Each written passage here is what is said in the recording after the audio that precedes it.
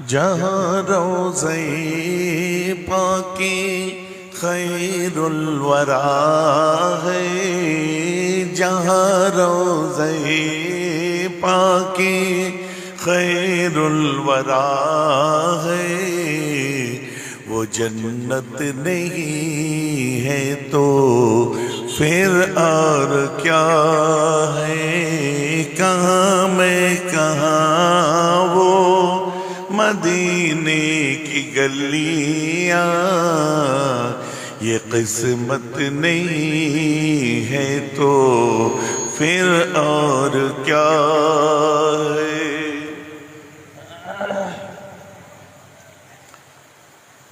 जो आसी को कमली में अपनी छुपा ले, जो आसी को कमली में अपनी छुपा ले, जो दुश्मन को भी जख्मों खा के दुआ दे, जो आसी को अपनी कमली में छुपा ले, जो दुश्मन को भी जख्मों खा के दुआ दे, उसे और क्या नाम दोगे ज़माना। ये रहमत नहीं है तो फिर और क्या है। अल्लाहुम्मा सल्ली अला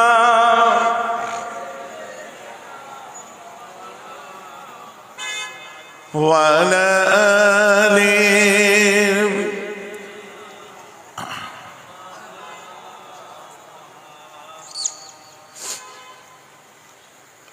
সমবেত সুধী জ্ঞানী গুণী দিন দরদ ইসলাম দরদি আমার মোমেন মুসলমান মুরব্বীগণ, বয়োজ্যেষ্ঠ আমার ভাইরা, সমবয়স্ক সমজুটি ইয়াংস্টার্স, আমার বন্ধু বান্ধবেরা, মুআজ্জাজ মুহতারাম উলামায়ে ইকরাম, হাজিরান মজলিস, বিশেষ করে আজকের জলসার আয়োজক মণ্ডলী, মা বোনেরা আছেন দূর দূরান্তে, একটু আপনাদের সকলকে এই সুন্দর সময় অন্তরস্থল থেকে জানাই আন্তরিক শুভেচ্ছা, মোবারকবাদ, আমার সালাম। তো জানেন আজকে মোটামুটি দোয়াটা মাইকম্যান পাবে, কেন বলেন তো? না না, আজকে মাইকম্যান দোয়াটা সত্যি পাবে, কারণ আমার কথা বলার মতো আর ক্ষমতা নেই আজ, জানেন তো এমন অবস্থা হচ্ছে।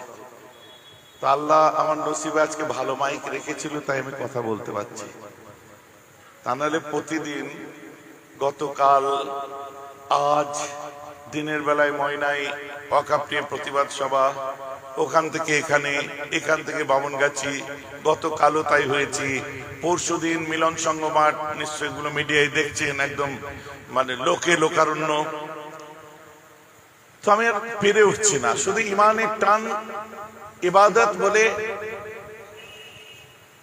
কলিজার টানে আমি দৌড়াচ্ছি। ডাক্তার কিন্তু এতটা পারমিশন দেয় না আমাকে, কিন্তু ব্যাস করতে হবে। তাই বললাম আজকে আপনার দোয়াটা মাইকম্যান কিছুটা পেয়ে যাবে, মানে বেশিটাই পেয়ে যাবে, মাইকটা ভালো আছে তাই। তো যাক, সকলে একটুখানি जिक्र करबो। अल्लाह का जलवा बंदों को दिखला दिया कमली वाले ने, अल्लाह का जलवा बंदों को दिखला दिया कमली वाले ने। दीन मिला ईमान मिला, पढ़ने के लिए कुरान मिला, जूदत को जो देना था सब कुछ दिलवा दिया कमली वाले ने। हक ला इलाहा इल्लल्लाह, हक ला इलाहा इल्लल्लाह, मुहम्मदुर रसूलुल्लाह। मैं खाना गिरा बुत खाना बना, बुत खाना पलट कर काबा बना। सुभान अल्लाह। সত্যি তো, বুতখানা থেকেই তো কাবা হয়েছে। मैं खाना गिरा बुत खाना बना, बुत खाना पलट कर काबा बना। तुरबत से उठा कर मुर्दों को पढ़वा दिया कलिमा ला इलाहा इल्लल्लाह। हक ला इलाहा इल्लल्लाह, हक ला इलाहा इल्लल्लाह, हक ला इलाहा इल्लल्लाह मुहम्मदुर रसूलुल्लाह। अल्लाह अल्लाह, সবাই মিলে আল্লাহ আল্লাহ আল্লাহ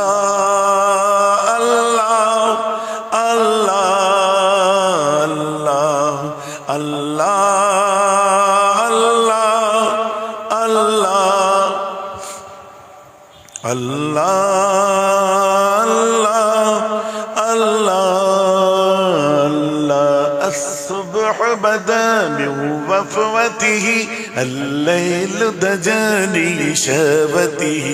الله الله الله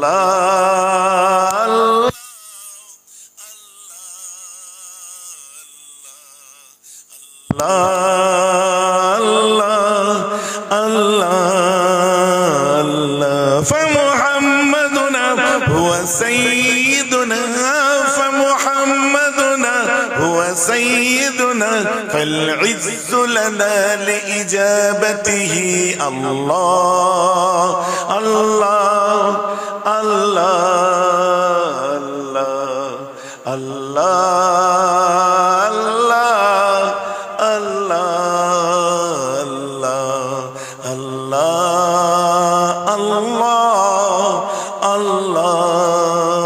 الله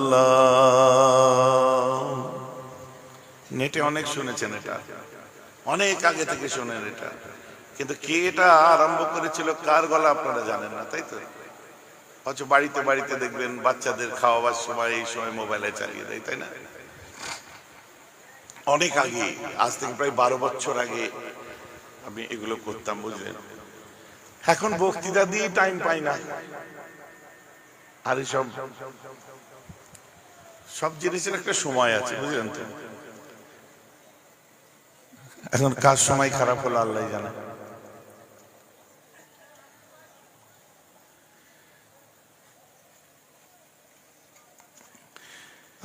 কে যাবি সঙ্গে আমার, কে যাবি সঙ্গে আমার, নবীর দেশে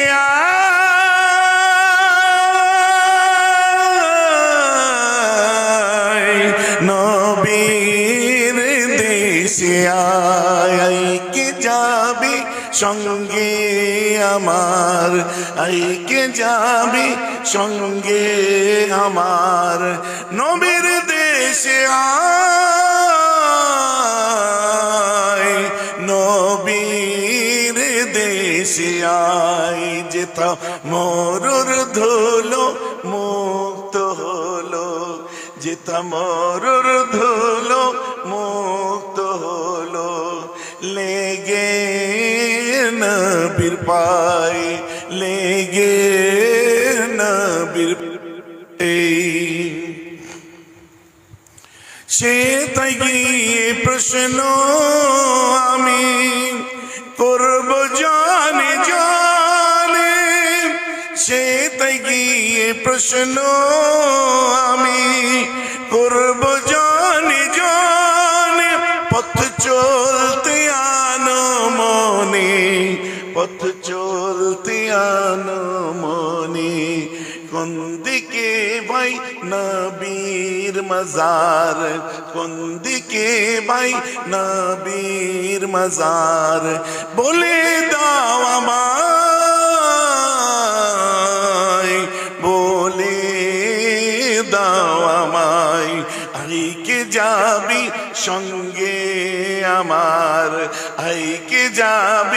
সঙ্গে আমার সোনার মদিনা, সোনার মদিনায়। আল্লাহুম্মা সাল্লি আলা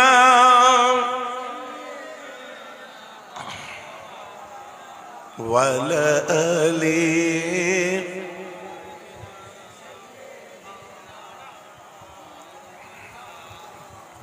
যে নাতগুলো পড়লাম এগুলো হচ্ছে আমার দিলের তামান্না, আমাদের দিলের আশা যে একদিন মদিনায় যাব। কোন মদিনায়? যে মদিনার মাটি আমার রাসূলের চরণের ধুলো, মরুর ধুলো মুক্ত হয়ে গেছিল নবীর পায়ের ছোঁয়ায়। সুবহানাল্লাহ বলবেন না? আনমনে আমি সেখানে ঘুরবো এদিক ওদিক, আর জিজ্ঞাসা করব কোন দিকে আমার নবীর মাজারটা গো। দেখে নয়ন ঠান্ডা করে নেবো। বলেন আল্লাহুম্মা আমিন। কিন্তু মনের নাত কি জানেন তো? মনের ভাব প্রকাশ করা। এই যে আগে পড়লাম না, এই হাওয়াओं से कह दो ना आए इधर, मुझको खुशबू का कोई जरूरत नहीं। এই হাওয়াকে বলে দাও আমাদের দরকার নেই, আমাদের দিকে এসো না, আমাদের সেন্ট খুশবু দরকার নেই।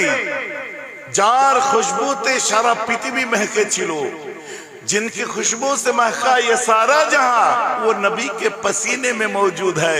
ওটা আমাদের সোনার নবীর ঘামের মধ্যে আছে। বলুন না সুবহানাল্লাহ। বাস। আবার আম্মা ফাতেমাও তাই বলছেন, এগুলো সব হাদিস সম্মত। আম্মা ফাতেমা বলছে, আমার রাসূল ইন্তেকালের পরে বেটি ফাতেমা নবীজির কবরের ধারে যে কাঁদছেন আর বলছে, আব্বা চলে গেলে, কাকে আব্বা বলে ডাকবো? পৃথিবীর শ্রেষ্ঠ পিতা চলে গেছে, কাকে আব্বা বলে ডাকবো? এই করতে করতে রাসূল পাকের কবরে হাতটা দিয়ে বোলাচ্ছে আর বাচ্চা কাঁদছে, আম্মা ফাতেমা কাঁদছে। কাঁদতে কাঁদতে এক সময় বলে উঠলেন, কাঁদতে কাঁদতে খুব জোর কান্না পেয়েছে, দুটো হাত নিয়ে মুখে দিয়েছে। আর হাত কোথায় বোলাচ্ছিল বলো না গো? কবরে বোলাচ্ছিল। হাতটা নিয়ে মুখে দিয়ে মেয়েরা কাঁদে না খুব জোর যখন কান্না পায়?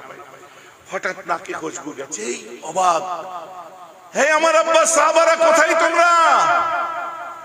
কোথায়? কেন আম্মাজি কি হয়েছে? মা জাল মান শামবা তুরবাতা আহমাদা। তুরাব মানে মাটি, তুরবাতা আহমাদা। আমার হাতে আমার আব্বার কবরের মাটি লেগেছে। দেখেন, মা জাল মান শামা তুরবাতা আহমাদা আল্লাহ ইয়াশমা বুদিয়াজ জামানে গওয়ালিয়া সুবত আলাইয়া মাসাইবুল লাউ আন্নাহা সুবত আলাল আইয়ামে সিরনা লায়ালিয়া। আমার আব্বা সাহাবারা শোনো, আমি ফাতেমা, আমার হাতের মধ্যে আমার আব্বার কাঁচা কবরের মাটি লেগে আছে। আমি নাকের সামনে ধরতে এমন খুশবু পেলাম, তোমরা যদি আমার আব্বার কবরের মাটি একবার নাকে শোকো, কিয়ামত পর্যন্ত আমি ফাতেমা বলছি তোমাদের মেশকে আম্বার আর ভালো লাগবে না। কোন আতর তোমাদের, কোন পারফিউম তোমাদেরকে ভালো লাগবে না, এত খুশবু। সত্যি তো। আমার মুসলিম শরীফ থেকে কোট করি, আমার রাসূল ঘুমাচ্ছে আর আম্মা উম্মে সালমা আমার রাসূলের কাছে যেয়ে দেখে হঠাৎ খুশবু বার হচ্ছে। সাহাবা ইকরামরা নবীজি ঘামলে বুঝতে পারতেন। সবাই একটু নাকে খুশবু পেলে আল্লাহ রাসূলকে একটু কিছু দিয়ে হাওয়া দিতেন। খুশবুটা পেলে নবীজি জিজ্ঞেস করছেন, হ্যাঁ গো আমার গরম হচ্ছে, ঘাম হচ্ছে, তোমরা বুঝলে কি করে? বলছে, হুজুর আপনি ঘামলে আমরা বুঝতে পারি, একটা সুন্দর মিষ্টি খুশবু বার হতে আরম্ভ হয়। বলেন না সুবহানাল্লাহ। তো আম্মা উম্মে সালেমা আল্লাহ রাসূল ঘুমাচ্ছেন, বুঝলেন, আর কুলকুল করে ঘাম বার হচ্ছে, কুলকুল করে ঘাম বার হচ্ছে। উম্মে সালেমা ওই সময় একটা শিশি নিয়ে এসেছে, নিয়ে এসে ওই ঘামগুলোকে ওই শিশির মধ্যে ঢুকাচ্ছে। আমার রাসূলের ঘুম ভাঙতে বলছে, কি করছো? বলছে, হুজুর আপনার ঘাম হচ্ছে, ঘামগুলো শিশির মধ্যে সংরক্ষণ করছি। আমার রাসূল ওই সময় বলেছিলেন, শিশিতে কেন ঘাম রাখছো? বলছে, জুমার দিনে, ঈদের দিনে যখন আমাদের বাচ্চাগুলো মসজিদে নামাজ পড়তে যাবে, আতর হিসাবে ওদেরকে আপনার ঘাম মাখিয়ে দেবো। বলুন সুবহানাল্লাহ। আম্মা আয়েশা কত বলবো, এইসব একটা লাইন আরম্ভ হলেই চালু হয়ে যায়, বুঝলেন তো, অনেক দিনের স্টক তো। এত বছর ধরে ওয়াজ করছি, স্টক বাড়বে না? ওই এক লাইনে গেলে ওই এক লাইনেই চলতে আরম্ভ করে, তাহলে এইটা বলে শেষ করবো। আম্মা আয়েশার সময় একটা ইভেন্টে গেছে, ইভেন্ট অ্যাড্রেসেন্স বিয়ে বাড়ি গেছে, বড় ইভেন্ট চলছে, সুন্দর সাজসজ্জা, কুরাইশদের বড় বড় শাহিনশাহজাদি, বড় বড় বউরা মেয়েরা সব এসেছে, সুন্দর ড্রেস পোশাক আশাক করে। আর আম্মাজি যখনই ঢোকে এলাকাটা খুশবুদার হয়ে গেছে। একজন জিজ্ঞাসা করছে, আয়েশা কোন দেশের আতর, কোথা থেকে মাঙালে, বলো না আমরাও একটু নিয়ে আসবো। বলছে তোমরা পাবে না। বলে কেন? বলছে আমি তো আমার বরের ঘাম মেখে এসেছি। বলে সুবহানাল্লাহ। আমি একবারও বলবো না আপনার বউ আপনার ঘাম মেখে যায় কিনা, আমি বলছি না, বলবো না বাইরে। কিন্তু যারা মনে করবে আমাদের মতোই আমার রাসূল ছিলেন, তাদের জন্য একটা তোহফা দিয়ে রাখলাম, তোমার ঘাম কোনোদিন বউ মাখবে না, দূর থেকে বাটি সাবান ছড়ে দিয়ে বলবে শিগগির গোসল করে আনো। বলে কি গন্ধ, বুঝতে পারছেন? ঝাঁজ বাসে করে গেলে বলে দাদা হাতটা একটু নামিয়ে দাঁড়ান, বলে না।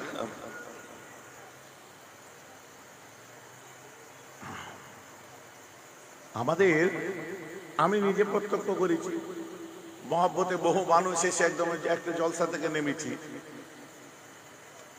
নামার পরে দিনের বেলায় সবাই এসে একদম কেউ মহব্বতে বুকে জড়িয়ে ধরছে, এই করছে।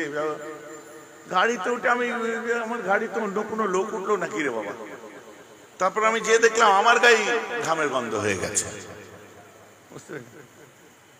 আমার রাসূল যে দিক দিয়ে হেঁটে যেতেন সেই রাস্তা থেকে খুশবু ছড়াতো। তার ব্যাপারই আলাদা, মাসলাটাই আলাদা সম্পূর্ণ। চলুন যেটা বলছিলাম,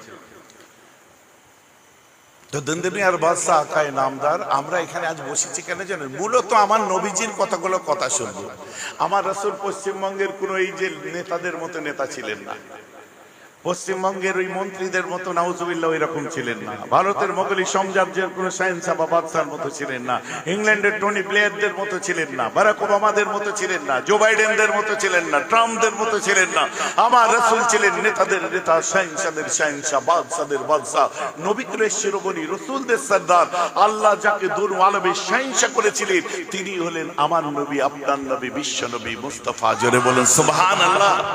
যার সম্পর্কে উইলিয়াম বুল লিখছেন, I am disciple and also follower of Prophet Jesus, but Prophet Muhammad is the perfect person in all over world. He was the better mind, not only his own is but of all ages.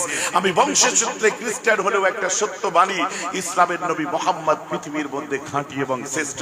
আর তার আদর্শ কেবল তার জন্ম থেকে নিয়ে 63 বছরের সীমাবদ্ধ নয়। মুহাম্মাদের আদর্শ যেদিন থেকে তিনি জন্মেছে কিয়ামত পর্যন্ত মানব জাতির কাছে, not only for মুসলিম, মানব জাতির কাছে তিনি দৃষ্টান্ত রেখে গেছেন। সত্যি তাই। মহাত্মা গান্ধী দ্য ইয়াং ইন্ডিয়ার মধ্যে কি লিখছে দেখুন, মহাত্মা গান্ধী কে? আজকে যে এত সব কথাবার্তা বার হচ্ছে, মুসলিমরা অমুক, মুসলিমরা তমুক, এই সেই জেহাদি ফেহাদি সব বলছে না, মহাত্মা গান্ধী, ওনার নাম তো গান্ধীজি, মহাত্মা কে লিখলো গো? প্রেমচাঁদ গান্ধী। ওনার নাম হচ্ছে প্রেমচাঁদ, মোহনলাল প্রেমচাঁদ গান্ধী, তাই তো নাকি? তো ওনাকে মহাত্মা গান্ধী বলা হয়। মহাত্মা কেন বলা হয়? কে নাম রেখেছিল? ওনার এই মহাত্মা লকবটা যিনি দিয়েছিলেন, এই জেহাদি যাদেরকে বলছেন তারাই দিয়েছিল। নাম হচ্ছে আল্লামা, তিনি আলিম ছিলেন বিরাট বড়, আল্লামা আহমদুল্লাহ জওহর দিয়েছিলেন, আহমদ আলী জওহর দিয়েছিলেন। উনি একটা মুসলিম স্বাধীনতা সংগ্রামী মায়ের বাচ্চা ছিলেন, বলেন না সুবহানাল্লাহ। ওনার মাও, ইনি কে ছিলেন? শওকত আলী নাম শুনেছেন, মোহাম্মদ আলী নাম শুনেছেন, ইনি হচ্ছে শওকত আলীর ভাই ছিলেন। কথা বোঝা যাচ্ছে? চলো পরে অসুবিধা নেই, আমার জলসায় যা খুশি।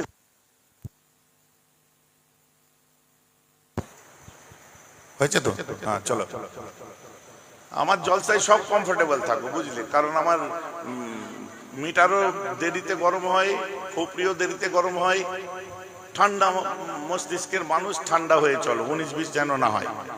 অনেক জায়গায় যে দেখি তো সব এর উপর রেগে যায়, বেশি রেগে যেও না, আমিও রাখতে জানি, রাগিনি বলে তাই, বুঝলে? তুমি আমাকে চোখ দেখাবে, আমার চোখ নেই, আমি বন্ধ করে নেবো। তুমি আমাকে ঘুষি দেখাবে, আমার হাত নেই, আমি গুটিয়ে নেব। তুমি আমাকে চড় দেখাবে, আমার পা নেই, আমি দৌড়ে পালাবো। কথা বুঝতে পারছেন তো নাকি?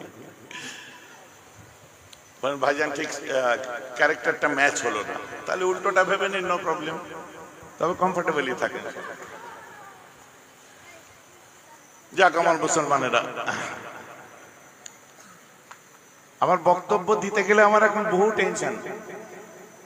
এক্ষুনি যে বক্তব্য দিয়েছি একজন জিজ্ঞাসা করছে, যদি আমার এই ময়নাই ছিলাম প্রতিবাদ সভা, কেউ মারতে এলে আমরা হাতে চুড়ি বেঁধে চুড়ি পরে বসে নেই, এটাও মাথায় রাখবে বলেছি।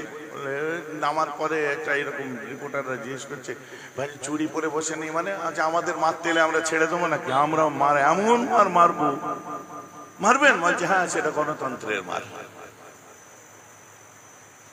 কথাটা বুঝতে পারছেন তো? এইসব কথা এখন বললেও টেনশন হয়ে যাচ্ছে, কি বলছি আর কি মানে বার করছে, বুঝতে পেরেছেন? কারণ মাথা খারাপ হয়ে গেছে।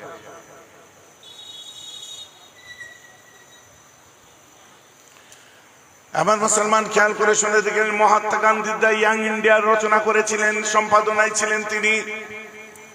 তার সম্পাদিত গ্রন্থ হচ্ছে the young India.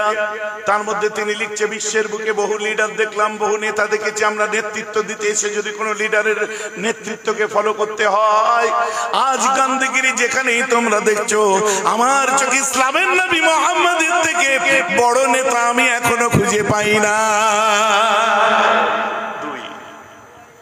Mister Davenport গ্রন্থের নাম দ্য অ্যাপোলজি ফর মুহাম্মদ।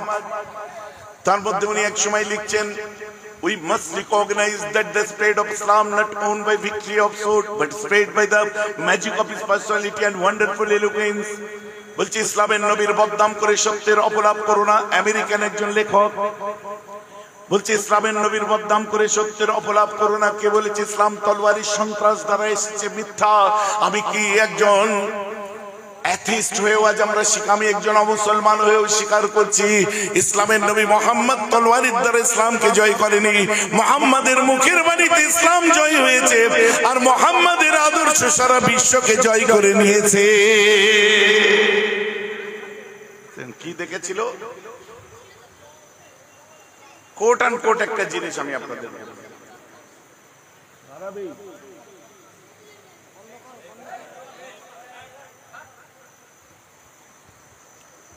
কথা বুঝতে পারছেন? আল্লাহ রাসূল একসময় মক্কার দুর্গম পথ দিয়ে হেঁটে যাচ্ছে, আর দিনকাল খারাপ। হযরতে আনাস আমার রাসূলকে পিছন দিক থেকে ফলো করছেন। আমার নবী হেঁটে যাচ্ছে, পেছন থেকে ফলো করতে করতে আমার রাসূল বলছে, আনাস লেট মি অ্যালোন, একা থাকতে দাও, কেন আমাকে এইভাবে ফলো করছো? বলছে, হুজুর চতুর্দিকে আপনার শত্রু, কে কোথায় আক্রমণ করে দেবে, তাই তো আপনাকে একটু ফলো করতে করতে যাচ্ছি। আমার রাসূল বলছে, ছাড়ো না, আমি যাই। আনাস তাও পিছন পিছন আস্তে আস্তে যাচ্ছে। নবীজি আমার অনেকটা আগিয়ে গেছে। আমার রাসূলের কাঁধে ছিল বেরেদা ইন নাজরানিন, নাজরান দেশের একটা চাদর ছিল, পিছন দিকে দুটো কোণ ঝুলছিল। আমার রাসূল হেঁটে যাচ্ছে, আর আনাসের যেটা ভয় ছিল, আমার নবী যখন একটু আগিয়ে গেছে, একটা ঝোপের পাশ দিয়ে যাচ্ছে, হঠাৎ করে একটা কালো গরিব গোরাবা সান্ডা মানুষ ঝোপের পাশ থেকে আমার রাসূলকে হঠাৎ অ্যাটাক করে দিয়েছে, আক্রমণ করে দিয়েছেন। আমার রাসূলের পিছনে যে চাদরের কোণ দুটো ঝুলছিল, ধরে টানতে আরম্ভ করে দেয়, পেঁচাতে আরম্ভ করে দেয়। এমন পেঁচায় গায়ের জোরে পেঁচ দিয়ে আমার রাসূলকে টান মেরে আরবের মরুপ্রান্তে ফেলে দেয়। আনাস কি সহ্য করতে পারে? না না না। আরবের মরুপ্রান্তে ঝড় তুলে দিয়ে পাগলের মতো আনাস আসে, এসে ওই মানুষটির কাছে তলোয়ারটা বার করে ধড় থেকে গর্দানটাকে আলাদা করে দেবেন। এমন সময় আমার রাসূল পিছন দিকে ফিরে দুটো ইশারা করেছিল, রুক যাও। পরের ইশারাটা ছিল, না না না আনাস, ওকে তুমি জানে মেরে দিও না, ওকে তুমি মাফ করে দাও। আনাসকে দাঁড়াতে বলেছে, হাই কমান্ডের অর্ডার। আনাস দাঁড়িয়ে গেছে, ঠক ঠক করে কাঁপছে, লাইক অ্যান স্ট্যাচু, ঠক ঠক করে কাঁপছে। আমার রাসূলের সামনে রাসূল, পাশে তলোয়ার, উলঙ্গ তলোয়ার, নবীর মুখের বাণীর অপেক্ষা। ভাইজান বোঝা যাচ্ছে তো? তলোয়ার যদি চালিয়ে গলদানে ধরে বলতো কলমা পড় নাই, মেরে দেবো, তাহলে কলমা পড়ে দিত। ভাইজি কথা বুঝতে পারছেন না? কিছুদিন আগে আমি একটা জবাব দিয়েছি, ওই যে একটা বামফ্রন্ট লিডার বলেছিল না, কি নাম, কি আনমোনা ভট্টাচার্য না কি ছিল, হ্যাঁ হ্যাঁ আমি সব নাম নিই না, কারণ এরা তো ফেমাস হওয়ার জন্যই নাম মানে এইসব বলছে, যাতে এইসব আমরা যাতে একটু নাম নিই। রাস্তার উপর দাঁড়িয়ে মাইক বেঁধে দিয়ে দুজন লোক এরকম হা করে বসে আছে চেয়ারে, আর বকে যাচ্ছে, চিল্লে যাচ্ছে, গোটা বাজারময় মাইক, দেখতে পান না? আমাদের এই যে সভা সমিতি গুলো কি লোকজন কম হয় না বেশি হয়? আর একা বকে যাচ্ছে, চিল্লে যাচ্ছে, ওই জন্য নাম ফাম নিই না আমি। তো তখন আমি জবাব দিয়েছিলাম, ইউটিউবে দেখে নেবেন আপনারা, সোশ্যাল মিডিয়ায় চেক করে নেবেন, যে আমি বলেছিলাম যে হযরত মুহাম্মদ সাল্লাল্লাহু আলাইহি ওয়াসাল্লাম এক হাতে তলোয়ার আর এক হাতে হাদিস নিয়ে, হাদিসে না হাদিস, হযরত মুহাম্মদ এক হাতে তলোয়ার আর এক হাতে হাদিস নিয়ে বেরিয়েছিল, উনি মানুষকে জয় করতে চাইতেন। এক নম্বরের পাগলা বলিনি, হাসছেন কেন? মুখ পাগলা এই করেছে, আমি কিছু বলেছি? খারাপ দেবেন না আমার কথা।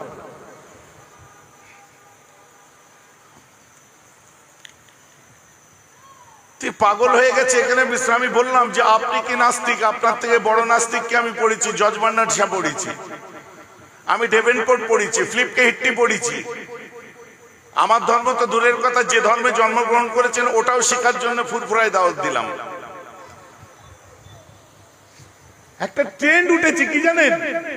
মুহাম্মদ সাল্লাল্লাহু আলাইহি ওয়াসাল্লামের বদনাম করো, মুসলমানদের নিয়ে ঘাটাঘাটি করো, তাহলে দেখবে সহজে ফেমাস হতে পারবে। কারণ এরা হচ্ছে রাস্তাঘাটে হই হুল্লোড় করে, এরা এক কথায় ইউনিটির সাথে বার হয়ে পড়ে, বুঝতে পারছেন? এই দুর্বলতাটা ধরে নিয়েছে, কিন্তু এরা প্রকৃত মুসলমান নয়, প্রকৃত হিন্দু নয়। এই তো আমার সঙ্গে শঙ্খ চ্যাটার্জি ছিল, এখন আমি নিজের ওয়াজ ভুলে গেছি তার ওয়াজ শুনে। বলছে আল্লাহ রাব্বুল আলামিন এক সময় জিবরাইল আলাইহিস সালাতু ওয়াস সালাম, বাপরে কি উচ্চারণ, দেখবে আজকে ভিডিওটা দেখে নেবে। জিবরাইল আলাইহিস সালাতু ওয়াস সালামকে বললেন, জিবরাইল আমি সেজদা বড় পছন্দ করি। তো জিবরাইল 30 বছর সেজদায় পড়ে রয়ে গেল। তো সেজদা থেকে উঠে বললো, আল্লাহ আমার সেজদাটা ঠিক হয়েছে? আল্লাহ ওই সময় বললো, আমার আখিরি নবীর উম্মতদের একটা সাজদা তোমার 30 বছরের সেজদার উপর ভারী পড়ে যাবে। বলুন না সুবহানাল্লাহ। বলে আবার ও বলছে সুবহানাল্লাহ বলেন সবাই। বাপরে আমার পেটে লাথি মারবে রে। এত সুন্দর করে বলছে হযরত, আমি যেমন আমি ব্রাহ্মণের ছেলে, বলছে এখন আমার বহুদিনের পরিচিত, বুঝলেন? আমি তাই বলি তো, তোরা হিন্দুও চোখে দেখিস নি, মুসলমানও চোখে দেখিস নি। প্রকৃত হিন্দু যদি দেখিস, দেখবি তাদের মন কত উদার। এই চুল্লুখোরদের দেখে লাভ আছে? চুল্লুখোর বোঝেন? সস্তায় 20 টাকার প্যাকেট ঢক ঢক করে ঢেলে দিয়ে বলছে আমি বিশাল কেউ।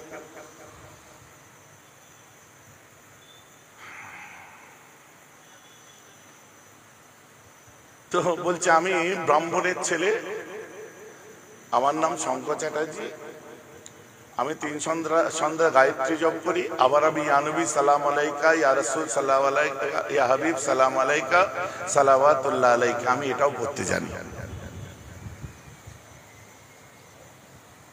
এটাই তো যে আজকে একে অন্যের ধর্মের প্রতি যদি কেউ জ্ঞান রাখে, কেউ কাউকে ছোটও করবে না, কেউ কাউকে খারাপ চোখে দেখবেও না। কথা বুঝতে পেরেছেন? আমি তাই বললাম তো, গৌরাঙ্গ মহাপ্রভুর প্রেমের আদর্শ পড়ুন ভালো করে। বিবেকানন্দের বাংলায় জন্ম নিয়েছেন আপনি, ঠাকুর পরমহংসদেবের বাংলায় জন্ম নিয়েছেন আপনি, জন্ম নিয়েছেন বাবা তারকনাথের মন্দির যে বাংলায়, সে বাংলায় জন্ম নিয়েছেন, বেলুর মঠ যে বাংলায়, সে বাংলায় জন্ম নিয়েছেন, বা বিবেকানন্দ যে বাংলা, সে বাংলায় জন্ম নিয়েছেন। আর মুসলমান যে বাংলায় আল্লামা রুহুল আমিন, সেই বাংলায় জন্ম নিয়েছো। যে বাংলায় আল্লামা বজলুর রহমান দরগাপুরি, সেই বাংলায় জন্ম নিয়েছো। যে বাংলায় আমার 5 পীর, সেই বাংলায় জন্ম নিয়েছো। যে বাংলায় আমার দাদা হুজুর, সেই বাংলায় জন্ম নিয়েছো। আমরা সুফিজমে বিশ্বাস করি, আমরা ঝগড়া মারামারি বুঝি না। আর এরা সারা জীবন শান্তির কথা বলে এসেছে, ভ্রাতৃত্ব বন্ধুত্বর কথা বলে এসেছে। ডাইভার্সিটি অফ বেঙ্গল কাকে বলে, ডাইভার্সিটি অফ ইন্ডিয়া কাকে বলে, এরা রন্ধে রন্ধে মানুষের কাছে পরিচিত করিয়েছে। আর সেই বাংলার কালচারের হিন্দু মুসলমানদের কাছে উত্তরপ্রদেশের আপনার ওই কি বলে একজন আছে না, কি নাম, কানের এখান দিয়ে দুল বলে, মর্যাদা পুরুষোত্তম শ্রীরামের হনুমান পবন পুত্র ভুলে গিয়ে তুমি ওর বাঁদরের লেজ ধরে টানলে হবে? কথা বুঝতে পারছেন না? ভাবছি আমি বিশাল কেউ, তাই তো বলছি। আর খালি থেকে থেকে আঘাত, থেকে থেকে আঘাত। এই যে দেখেন, নিজের বউদের ঠিক নেই, আর আমাদের বউগুলো জান দিয়ে পড়েছে 3 তালাক বিল। আইন তৈরি করলো, বলে মুসলিম মেয়েরা কত খুশি যে একসঙ্গে 3 তালাক দেওয়া চলবে না, কারণ 3 তালাক একসঙ্গে দিলে তালাক হবে না, 3 বছর জেল হবে। এখন আমি যদি জিজ্ঞাসা করি, তালাক যখন 3 তালাক দিলে যদি তালাক না হয়, তাহলে জেলটা তালাক তো হয়নি, তো জেলটা কিসের জন্য? মার্ডার তো হয়নি, জেলটা কিসের জন্য? এখন কথা বুঝতে পারছেন? They never know about that law, কেননা আমার ইসলামে একসঙ্গে 3 তালাক দেওয়ার সিস্টেমই নেই। আর ওই একটা কোথাকার আমাদের উত্তরবঙ্গের একটা নেতা আছে, সে আবার কদিন আগে বক্তব্য দিচ্ছে এই কোরআনকে তুলে দেওয়া দরকার, আইন পাস করে, পার্লামেন্টে আইন পাস করে এই কোরআন তুলে দেওয়া দরকার। কারণ কোরআনের মধ্যে এই তালাক সিস্টেম যেটা লেখা আছে অতি জঘন্য ব্যাপার লেখা আছে। আমি যে আজকের কথা নয়, আজ থেকে 16 বছর আগে এই প্রশ্ন কলকাতা প্রেস ক্লাবে একজন আমাকে করেছিল। আমার প্রশ্ন বেহরাব সিদ্দিকীর উদ্দেশ্যে কি, ওই আপনাদের কোরআনের মধ্যে যে বউ তালাকের কথা বলা আছে, এটা বর্তমান সমাজে নারীদের কোন জায়গায় ফেলে দেওয়া হচ্ছে বলুন তো, অবমাননা নয় কি? আমি বলেছিলাম প্রকৃত নারীর বাঁচার নৈতিক অধিকার সম্মানের অপর নাম হলো তালাক। So what you are saying, man? Yes, exactly, this is right. যদি বলেন কেন, আমি পৃথিবীর মধ্যে সর্বনিকৃষ্টতম হালাল কাজ হচ্ছে তালাক দেওয়া। বউ ছাড়া পৃথিবীর সব থেকে নিকৃষ্ট, নীচ, নোংরা হালাল। বুঝতে পারছেন? পরে আমি ব্রাজিলের কথা বললাম, ফিনল্যান্ডের কথা বললাম, পৃথিবীর কত দেশে কত তালাক হয় সেগুলো বললাম। এমনকি আমাদের এলাকার কোর্টগুলোই মুসলমানদের থেকে বেশি বেশি, যাদের গ্রন্থে বউ তালাকের কথা ধর্মীয় ভাবে লেখা নেই, তাদের বেশি ডিভোর্স হচ্ছে। কথা বুঝতে পারছেন? বোঝা যাচ্ছে তো নাকি? পরিসংখ্যান বলছে মুসলমানদের এতগুলো বাচ্চা কেন? আরে আমার বউ বিয়ে করা দেলমোহর দিয়া বউ, এখন আমার বাচ্চার হিসাব দিচ্ছে উত্তরপ্রদেশে যাও, এক একজনের 6টা 8টা 10টা করে।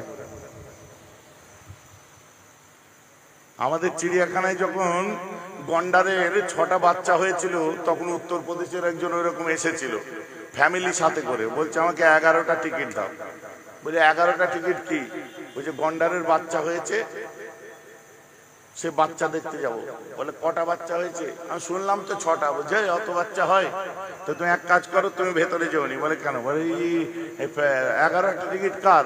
বলছে 9টা আমার বাচ্চা, 2টো আমরা স্বামী স্ত্রী। বলছে গন্ডার তোমায় এসে দেখে যাবে, তোমায় ভেতরে যেতে হবে না।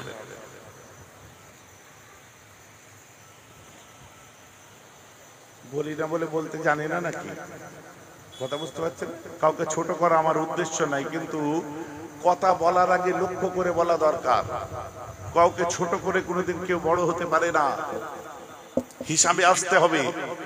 হুট কথা এদের মুখে এখন এসে গেছে ওই জেহাদি গুলোর, অমুক গুলো, তমুক গুলোর, এইগুলো সেইগুলো। বুঝতে পেরেছে? এই শয়তানে নাড়া দিয়া বলে, অন্য কিছু নয়। আমি সেদিন বলেছিলাম, বলছি আপনি কি বলছিলাম?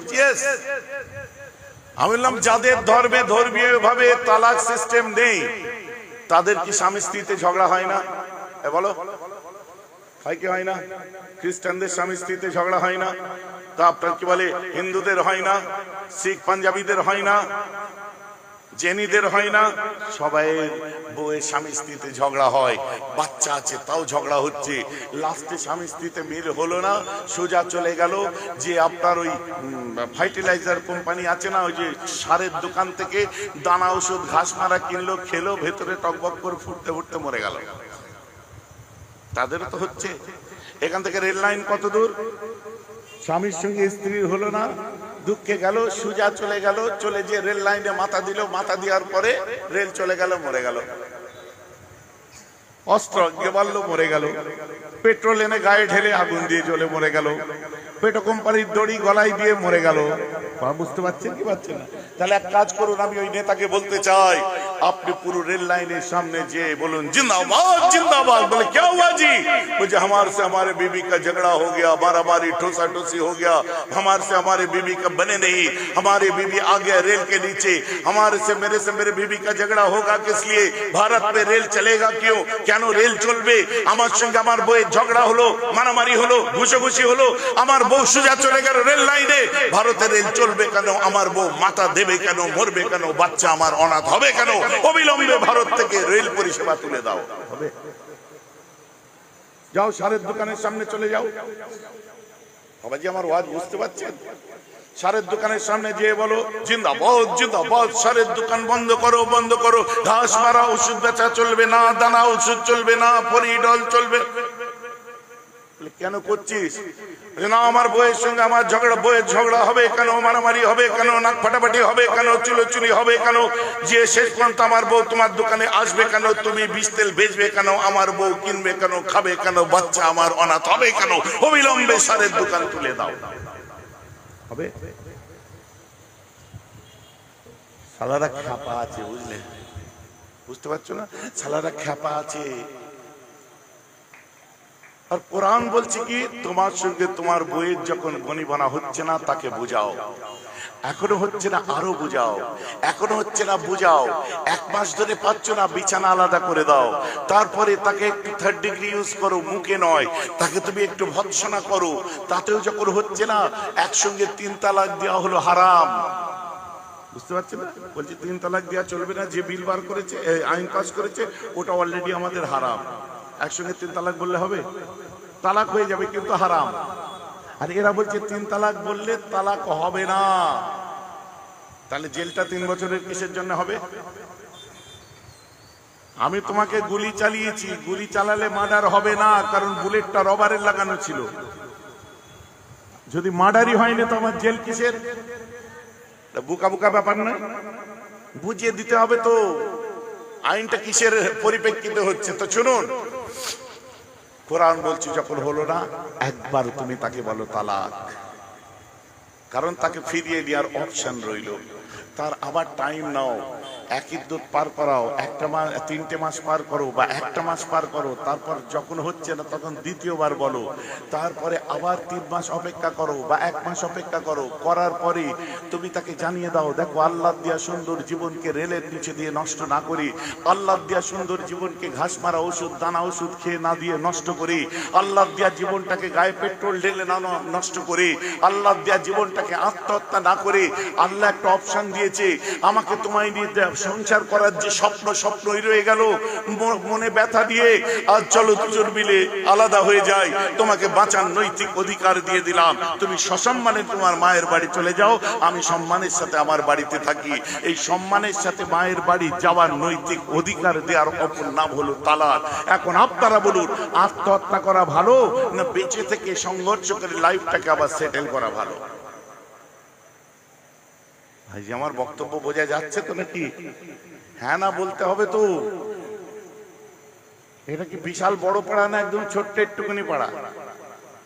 কজন বাস করে? গোটা 4 লোক, 8-10 ঘর আছে এই গ্রামে। হ্যাঁ না কিচ্ছু বলে না? হ্যাঁ বড় পাড়া, সেটা দেখেই বুঝতে পারছি কত বড় পাড়া। দেখে বোঝা যাচ্ছে কত বড় পাড়া। যাক সেটি আমার বলার দরকার নেই। আমার মুসলমান খেয়াল করে শুনে রেখে দিন, কথায় কথায় কোপ মারা অভ্যাস হয়ে গেছে। এই দৃশ্যটা দেখে ওই মানুষটি আনাসের তলোয়ার দেখছে আর রাসূলের চেহারার দিকে দেখছে, মনে আছে তো নাকি? এক সময় আমার রাসূলকে বলছে ইয়া মুহাম্মদ সাল্লাল্লাহু আলাইহি ওয়াসাল্লাম, ইয়া মুহাম্মদ মুরলি মিম্মা লিল্লাহিল্লাযী ইনদাকা। এই মুহাম্মদ আমি বড় গরীব, আমি গরীব মানুষ, আমি ব্ল্যাক ম্যান, আমার বাড়িতে বউ বাচ্চা আছে, ছেলে মেয়ে আছে, আমার সংসারে এত অভাব, আমার চাল চুলো কিছুই নেই, আমার খাদ্যদ্রব্য নেই, মা চিৎকার করছে, বাচ্চাগুলো না খেয়ে মারা যাচ্ছে। মুহাম্মদ আপনার কাছে আল্লাহর বাইতুল মাল আছে, মুহাম্মদ ওই বাইতুল মাল থেকে যত সামান্য খাদ্যদ্রব্য আপনি আমাকে দান করুন। কি চাইলো? ভিক্ষা। বুঝতে পারছেন না? কি চাইলো? ভিক্ষা। চাওয়ার স্টাইলটাকে গলায় চাদরের প্যাঁচ দিয়ে মাটিতে হেঁচা টান মেরে ফেলে দিয়ে বলছে দাও। ও ভাই, তোমায় যদি এই রাস্তায় কেউ গলায় গামছা দিয়ে ধাম করে ফেলে দিয়ে বলে কিছু দাও, 10 টাকা দাও, দেবে? হ্যাঁ না বলো গো, দেবে না? আর যারা বক বক করছে, ঠান্ডা ঘরে বসে আছে, ভোটের সময় উত্তপ্ত রাস্তার উপরে খালি পায়ে চলে আসে,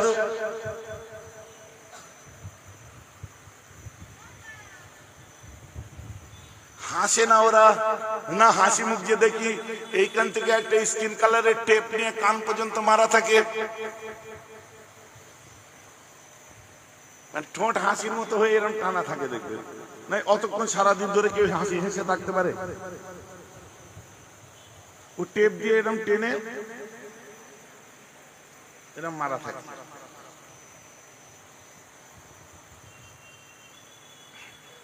দাদা ভালো আছেন? বাড়ির সব খবর ভালো? তুমি অমুকের বাচ্চা, তুমি অমুকের ছেলে, তো শুনতেই পাচ্ছে না, তোকে দেখেও না, শোনেও না, খাওয়ায় হাসতে হাসতে হাতে এরকম করে। তুই যত পারিস গাল দিয়ে বলবে হ্যাঁ। দুঃখ লাগে, রাগ করবেন না আমার কথায়। বর্তমান আমরা লিডার দেখতে পাচ্ছি, আমরা লিডার দেখি এরকম।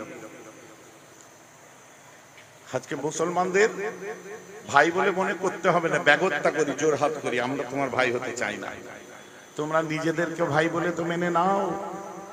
কিছুদিন আগে ইউটিউবে আপনারা দেখেছেন, একজন দলের বড় লিডার ওই দিল্লি সরকারের সামনের চেয়ারে বসে আছে, বাকি লিডার গুলো এসে ওকে দেখে বলছে পিছে চল, পিছে চল, চল পিছে চল, চল পিছে চল বলে ধাক্কা দিয়ে দিল। দেখেন আপনারা?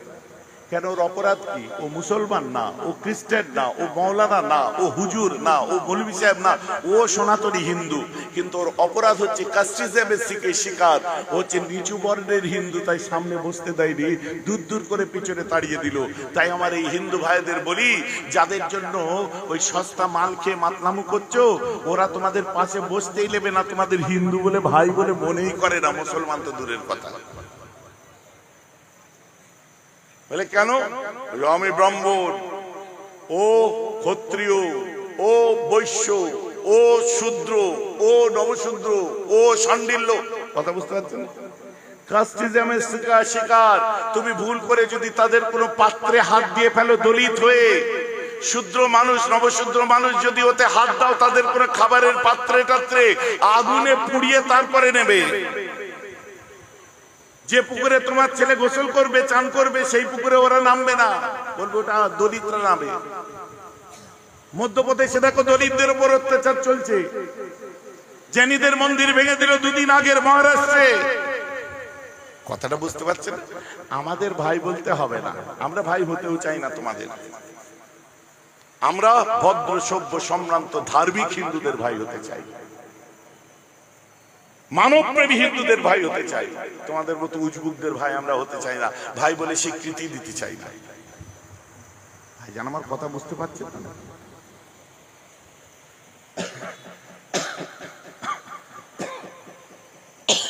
আর এখানকার ব্যাংকগুলো আরম্ভ করেছে হিন্দু হিন্দু ভাই ভাই, হিন্দু হিন্দু ভাই ভাই। আরে আমি হুগলি জেলার ছেলে, শুনুন, হিন্দু মুসলমান আমায় বুঝাবেন না। আমি যে কালচারে মানুষ হয়েছি, ফুরফুরাই যে আপনারা দেখে এসেছেন, কোনটা হিন্দুর বাড়ি কোনটা মুসলমানের বাড়ি চেনা যায় না, কি গো?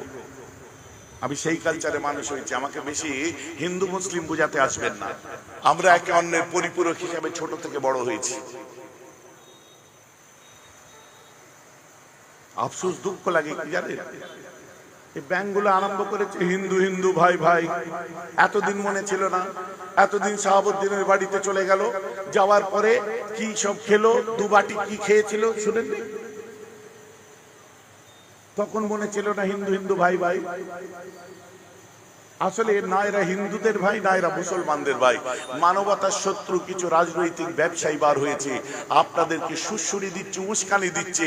আর এই উস্কানিতে পড়ে আপনারা রাস্তায় নেমে পড়বেন, একদম মাথা গরম করে ফেলবেন, ব্যাস ওরা সাকসেস হয়ে গেল। ওরা যাই করুক, মাথা ঠান্ডা করে হেকমত দিয়ে চলতে হবে। কারণ মাথায় রাখবেন, আপনি যে সোনার কোয়ান্টিটি কম হলেও দাম অনেক বেশি। বুঝতে পারছেন তো? 1 লরি খড়ের দাম কত?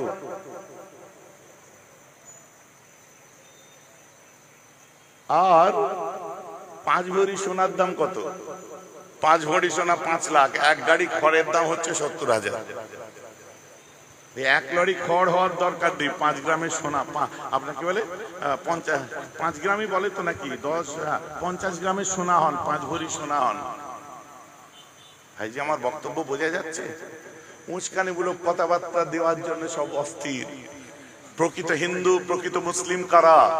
আমার বাংলায় বাস করে তারা।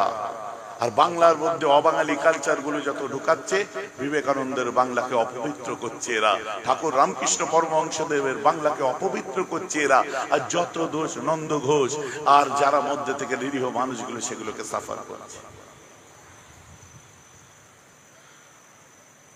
আপনার কি বলে, যে খেয়েছিল সেও ফেমাস, আর যে জিনিসটা শাহাবুদ্দিনের বাড়ি খেয়েছিল সেও ফেমাস। মধ্যে থেকে ফেমাস ছিল না শাহাবুদ্দিন, সেও ফেমাস হয়ে গেছে। আফসোস।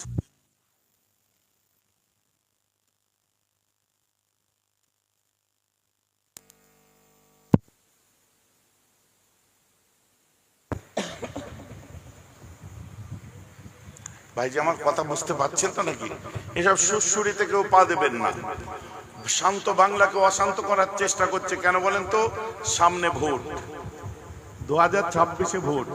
আর এই ভোট কারবারিগুলো ময়দানে যে কোনো ইস্যু করছে, মুদ্দা খুঁজছে। আমরা তাদের মুদ্দা, তাদের আপনার ওই উংলি হিলানোতে আমরা হিলে তাদের খোরাক হতে চাই না।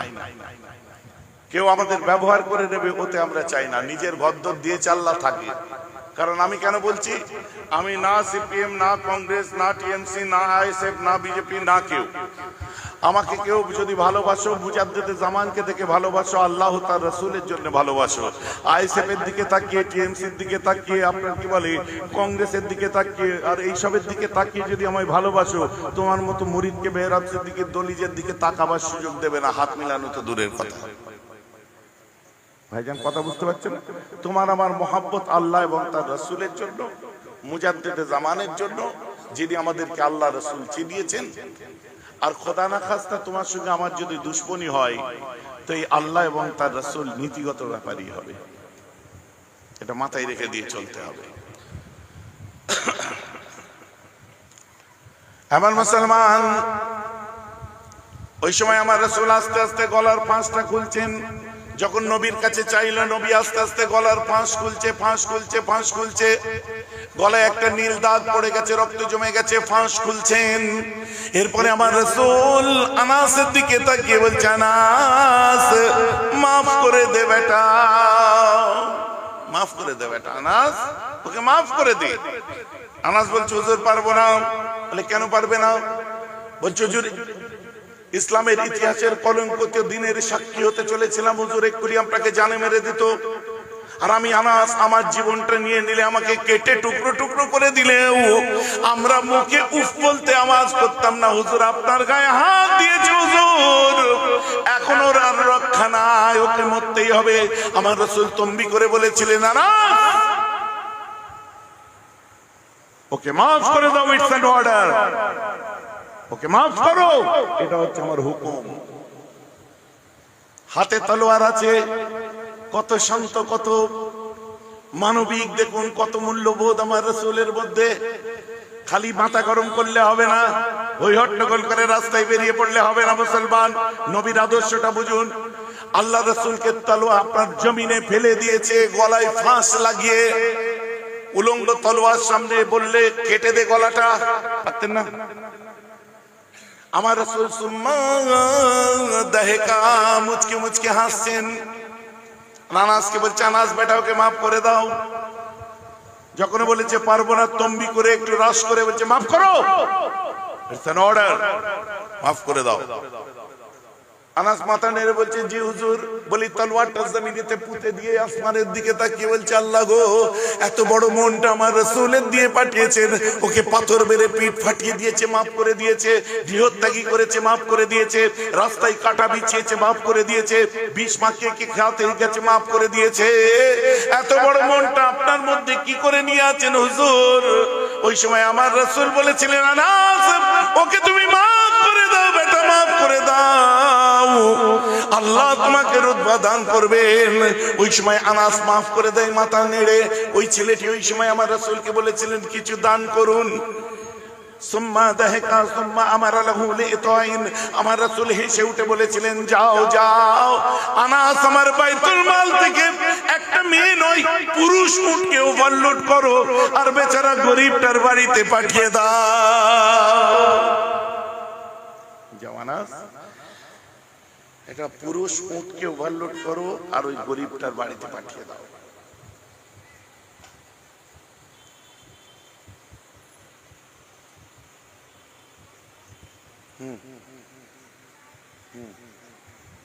কি করছো?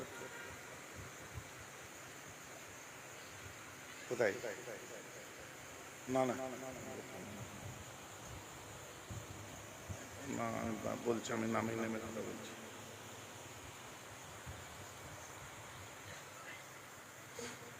মাফ করে দাও বাবা আনাস। আল্লাহ রাসূল বলতেই মাফ করে দিলেন। আমার রাসূল বললেন যাও বাইতুল মাল থেকে একটা পুরুষ উটকে ওভারলোড করো আর বেচারা গরিবটার বাড়িতে পাঠিয়ে দাও। বলেন না সুবহানাল্লাহ। এখন এর ওই জিনিসটা দেখার পরে ওই মানুষটা তখন বলল এর নাম যদি ইসলাম হয় আর দেরি না করে আমাকে কলমা পড়িয়ে আপনার গোলাম বানিয়ে নিন। বলুন না সুবহানাল্লাহ। এখন বলুন কিসের জয় হলো, তলোয়ারের না মুখের বাণী? জোরে বলেন, আওয়াজ দিয়ে বলেন। তো ওরা কি খ্যাপা আছে নাকি না পাগলা?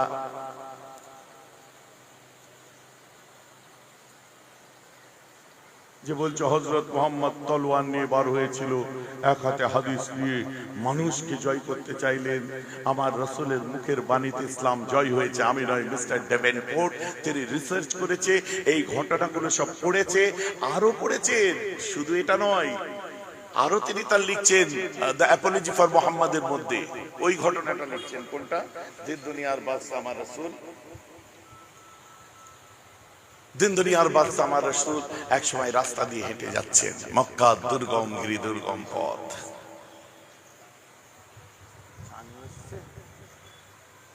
আমার কাছে চায়ের অর্ডার নিল 1.5 ঘন্টা আগে। তো চা এসেছে বাবু?